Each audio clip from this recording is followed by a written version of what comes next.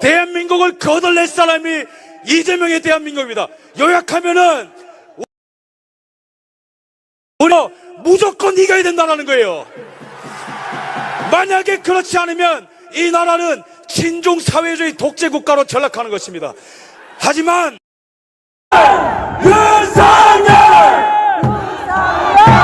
여러분 감사합니다. 이 외침이 분명히 윤석열 대통령에도 들릴 것입니다. 여러분 하지만 여전히 저희는 만족을 모릅니다. 왜죠? 여전히 탄핵이 기각 안 됐기 때문이죠. 우리는 끝까지 싸울 것입니다. 우리는 이길 때까지 싸울 것입니다. 그렇다면 이 탄핵 사건, 물론 우리는 대통령 탄핵 기각을 위해서 싸워야 됩니다. 하지만 동시에 이 싸움의 두 번째 의미가 무엇입니까? 어떤 나라에서 살겠냐는 거예요. 여러분, 이재명의 대한민국 원하십니까? 아닙니다. 윤석열의 대한민국 원하십니까? 여러분, 제가 현실 직시를 위해 팩트를 말씀드리겠습니다. 여러분, 이재명이 대한민국에 되면 어떤 현상이 나타납니까? 중국 간첩들이 바글바글 할 겁니다. 여러분, 전 세계에 중국의 선전을 위해서 흩어져 있는 공자학원이 전 세계에 흩어져 있는 거 아시죠? 근데 전 세계에 공자학원이 가장 많은 나라가 어딘지 아십니까? 이 대한민국에 공자학원이 가장 많이 있습니다. 중국이 감히 이 멋진 나라 대한민국을 속국하기 위해서 이런 버러지 같은 행동을 하고 있는 거예요. 근데 민주당은 뭐 했습니까? 간첩을 때려잡아도 모자랄 시간에 간첩법 개정을 반대했습니다. 이거는요, 대한민국 국민을 향한 역적행위인 것입니다. 1년에 우리 군사 기밀을 빼내기 위해서 중국이 몇 회나 해킹 시도하는지 아세요? 3,000건이나 3,000건! 대한민국의 기업 기밀이 작년에 100건 가까이 유출됐는데 그 중에 75%가 중국으로 간다는 것입니다. 2018년부터 2022년까지 우리나라의 기업 기밀이 100건 가까이 또 중국에 유출됐어요. 이것뿐만입니까? 우리나라의 휴미트 네트워크가 중국 공산당에 모조리 넘어갔는데 간첩법으로 처벌도 못하는 나라예요. 왜 그렇습니까? 중국 공산당의 이종대인 민주당이 여적죄를 저지른 것입니다. 자, 외칩시다. 민주당은 해체하라입니다. 민주당은 해체하라! 민주당은 해체하라! 민주당은 해체하라! 이것뿐만입니까?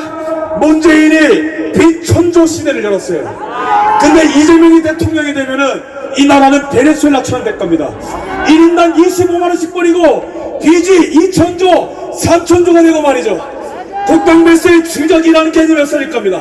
중국의 쎄쎄, 대만의 쎄쎄, 이런 하면서 대한민국을 거덜낼 사람이 이재명의 대한민국입니다. 요약하면은 우리는 이 싸움에서 무조건 이겨야 된다는 거예요. 만약에 그렇지 않으면 이 나라는 친중 사회주의 독재 국가로 전락하는 것입니다. 하지만 우리에게 희망이 있습니다. 왜 아십니까? 이 반대편에 대한민국은 윤석열 대통령이 이끄는 자유대한민국이 있기 때문에 그렇습니다. 윤석열 대통령 정권 아래 얼마나 많은 업적이 있었습니까? 대한민국 역사상 무역 규모 최대 실적을 기록한 것이 윤석열 대통령입니다. 대한민국 역사상 방산 수출 최대 규모 윤석열! 대한민국의 GDP 10조를 갉아먹고 1년간 일자리 17만 개를 없애는 민노총이 국가의 적인 거 아시죠? 근데 윤석열 대통령 피 흘리면서까지 민노총과 싸워서 무려 조합원 숫자 22만 명 제거! 그 다음에 원자협력을 통해서 한미동맹 강화! 전세계의 원전 수출! 게다가 가장 중요한 게 뭐예요? 부정선거 척결을 위해 선관위를 집어치겠다고 목숨 걸고 계엄령 선포! 그러면은 우리 앞에 놓인 것은 뭡니까? 좌나 우냐가 아니에요. 대한민국이냐 반대한민국입니다. 생존이냐 죽음이냐입니다. 하지만 우리가 옛날 같았으면은 힘들었겠죠. 그러나 여기 있는 왜 언론도 우리 편이 아니에요. 수사기관도 우리 편이 아니에요. 정당도 우리 편이 아니에요. 생각보다 편하겠어요. 하지만 우리에게 남은 가장 강력한 힘, 그것은 바로 여기 바로 모여있는 애국 시민 여러분이 있기 때문에 오늘 승리하게 될 것입니다. 승리를 원한다면 전방을 향해 함성 3초 발사!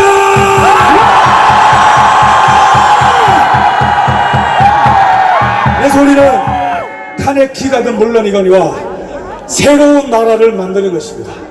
여러분들은 제2의 건국의 주인공이 가십니까? 여기 서 있는 한 분 한 분이 새로운 나라를 만드는 주역인 거 아십니까? 저는 여러분들이 너무 자랑스럽습니다. 저는 여러분들께 뻔한 감사를 드립니다.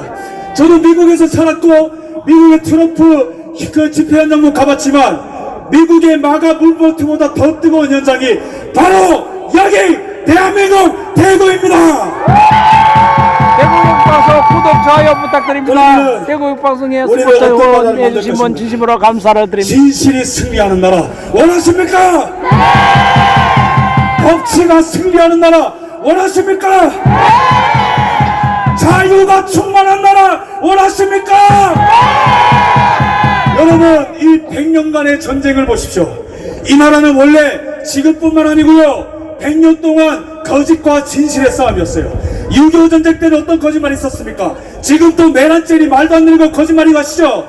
네! 6.25 전쟁 때는 어떤 거짓말이 있었냐면은 이승만 대통령이 한국을 버리고 일본으로 도망갔다라는 거짓말을 김일성이가 그런 거짓말을 했습니다.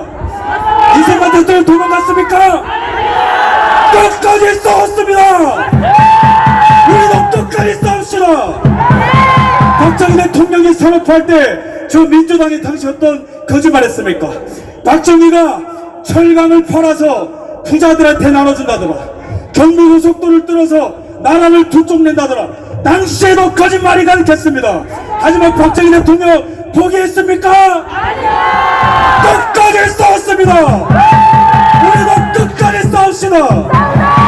그런데 끝이 아니요. 이명박 대통령 때 광우병 사드 전자파 튀겨진다는 괴담 모조리 다 거짓말입니다. 후쿠시마 모조리 거짓말이에요. 이회창 후보가 대통령 출마할 때는 아들이 병력 비리겠다고 했는데 그것도 거짓말로 드러났는데 그 거짓말 때문에 대통령 떨어졌어요. 기억나시죠? 근데 그때 거짓말했던 언론사가 어딘지 아십니까? 오마이뉴스예요. 오마이뉴스. 그러면 요약하면 뭡니까? 지금 대한민국은 진실이 승리하는 나라냐 거짓이 승리하는 나라냐 그 교차로에 서 있는데 반드시 우리가 이기게 될 것입니다. 맞습니다. 지금 헌재에서도 거짓말이 무너지고 있습니다. 체포지시 없었다. 열명 박척사령관, 이진우 사령관, 그 다음에 그 또 다른 그 최문치 특임단장 김태현 이런 사람들이 일관적으로 얘기하는 게 뭡니까? 체포지시 없었다. 홍장원 곽종근의 거짓말이 드러나고 이제는 탄핵 노래 부르던 조선일보마저도 무릎 꿇고 진실을 보도하고 있어요. 이거는 언론사가 가져온 승리가 아니고 우리가 이끄는 승리인 것입니다. 맞습니다. 그 다음에 민주주의를 위해서 법치가 필요합니다. 법치가 뭡니까? 법의 지배를 받는 겁니다. 헌재도 법의 지배를 받아라. 사법부도 법의 지배를 받아라. 맞습니다. 이재명이도 법의 지배를 받아라. 맞습니다. 그럴 때 국민들이 법을 따르는 거 아니겠습니까? 하지만 전과 사범 5개의 재판 12개의 혐의 이 이재명이가 만약에 대통령이 된다면 대한민국의 이제는 음중전을 해도 무죄 위증조사를 해도 무죄 선거법 위반을 해도 무죄 대북송금을 해도 무죄가 되는 야만천지가 되는 것입니다. 이거 막아야 되지 않겠습니까? 막아야 되지 않겠습니까? 그러면은 우리가 승리하게 될 때에 법치가 회복되면 어떤 일이 일어나겠습니까? 진짜 내란범들을 처벌하게 됩니다. 우리는 진짜 내란범들을 처벌하게 되는 것이 법치 회복인 것입니다. 부정선거를 저지른 자들이 있다면 사형을 하는 것이 법치 회복인 것입니다. 중독 간첩이 발견되면은 즉시 추방 또는 사형하는 것이 법치의 회복인 것입니다. 동의하십니까? 진실과 법치가 바로 섰느냐는 누가 결정해주는 것이 아니고 우리가 지금 여기서 결정하는 것입니다. 마지막으로 자유입니다. 이 나라의 자유, 낙동강전투와 장진오전투와 백선엽 장군의 희생과 그 다음에 70년대 5.1 쇼크와 금융 쇼크와 수많은 국제적인 위기와 대내적인 위기를 견디고 대한민국은 유례없는 산업화와 민주화를 이룬 전 세계에서 가장 멋있는 나라요 21세기에 가장 멋있는 나라로 우뚝 선 게 대한민국이가 믿으시죠? 전 세계인들이 우러러보는 자유의 상징이 된 거 아시죠?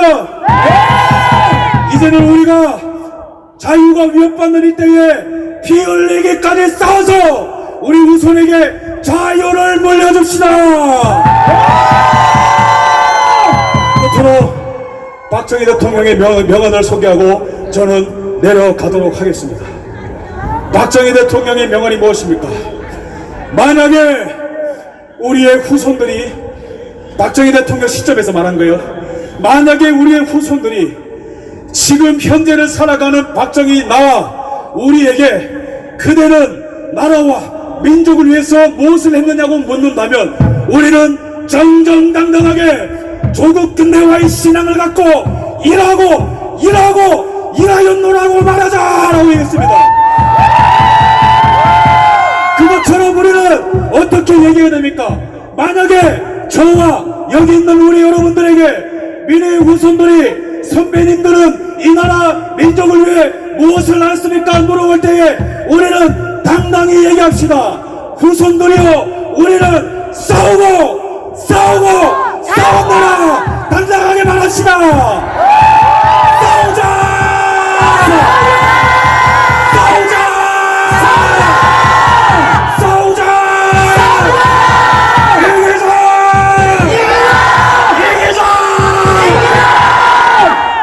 우리의 이 함성은 영원토록 대한민국의 메아리처럼 울려 퍼질 것입니다. 감사합니다.